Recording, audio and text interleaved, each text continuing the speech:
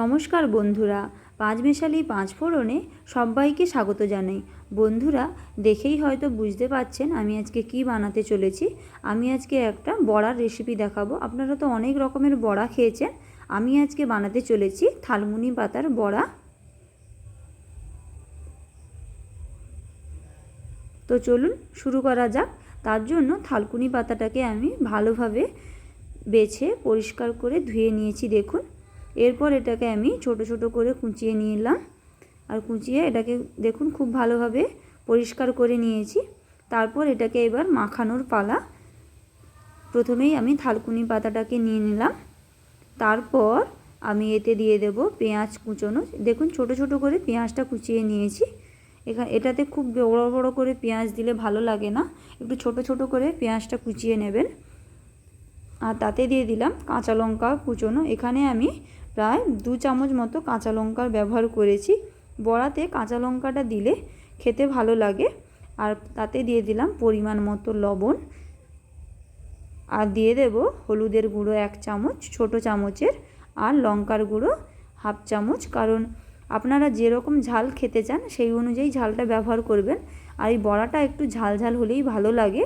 তারপর আমি দিয়ে দিলাম এখানে 3 থেকে 4 চামচ মতো বেসন। আমি এখানে বেসন দিয়ে বানাচ্ছি, আপনারা চাইলে এটা মুসুর ডাল ভিজিয়ে বেটে সেটা দিয়েও এই বড়াটা করতে পারেন। আমি এখানে চটজলদি কিভাবে হাতের কাছে যদি ডাল বাটা না থাকে কিভাবে চটজলদি বড়া বানাতে পারেন তারই একটা ভিডিও নিয়ে চলে এসেছি। তার জন্যই আমি এখানে বেসন দিয়ে বানাচ্ছি বড়াটা। তারপর অল্প একটু জল দিয়ে আমি আরও একটু বেসন দিয়ে ভালোভাবে এটাকে মাখিয়ে নেব, দেখুন।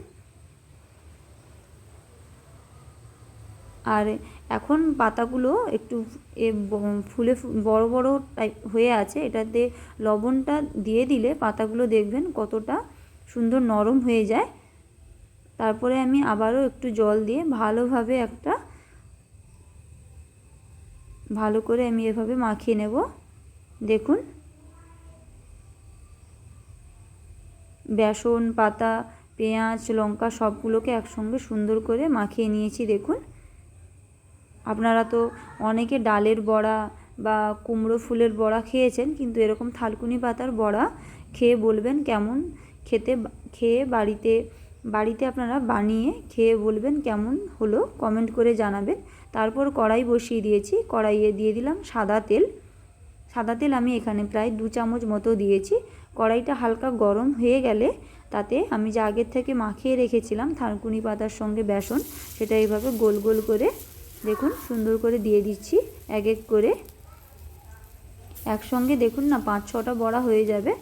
যেরকম আপনারা ননস্টিকেও করতে পারেন, কোনো সমস্যা নেই। আর আমি এখানে খুব বেশি বেসন ব্যবহার করিনি, কারণ আমি এখানে পাতাটা যাতে বেশি থাকে তার জন্য আমি একটু কম পরিমাণে বেসন দিয়েছি। আপনারা চাইলে আরও একটু বেসন দিয়েও করতে পারেন। এই বড়াটা আপনারা গরম ভাতের সঙ্গে খাবেন, খুবই ভালো লাগবে। আর গ্যাসের ফ্লেমটা এই সময় একটু মিডিয়াম টু লোতে রাখবেন। এভাবে আমার এক পাশ হয়ে গেছে, দেখুন। আমি এক এক করে সবগুলো বড়া উল্টে দেব, আর হালকা হালকা করে চেপে দেব বড়াটা ভেতর থেকে যেন খুব ভালোভাবে সেদ্ধ হয়ে যায়। এই বড়াটা একদমই তেতো লাগে না খেতে। অনেকে ছোট বাচ্চারা থালকুনি পাতা খেতে চায় না, কিন্তু তাদের যদি এরকম বড়া করে দেওয়া যায় তারা কিন্তু অনায়াসে খেয়ে নেবে, কোনো সমস্যা হবে না। এই থালকুনি পাতা তো এখন বাজারেও কিনতে পাওয়া যায়। তো আপনারা বাড়িতে এরকম থালকুনি পাতা দিয়ে বড়া খুব কম সময়ে এরকম বানিয়ে ফেলতে পারেন। আর আমার কাছে এরকম নতুন নতুন রেসিপি পেতে আমার চ্যানেলটাকে অবশ্যই সাবস্ক্রাইব করবেন। দেখুন কথা বলতে বলতে আমার সবগুলো বড়া ভাজা হয়ে গেছে। এবার আমি এগুলোকে নামিয়ে নেব, দেখুন এক এক করে আমি সবগুলো বড়া নামিয়ে নিচ্ছি। এই বড়াটা আপনারা গরম ভাতের সঙ্গে খাবেন, খুবই ভালো লাগে খেতে।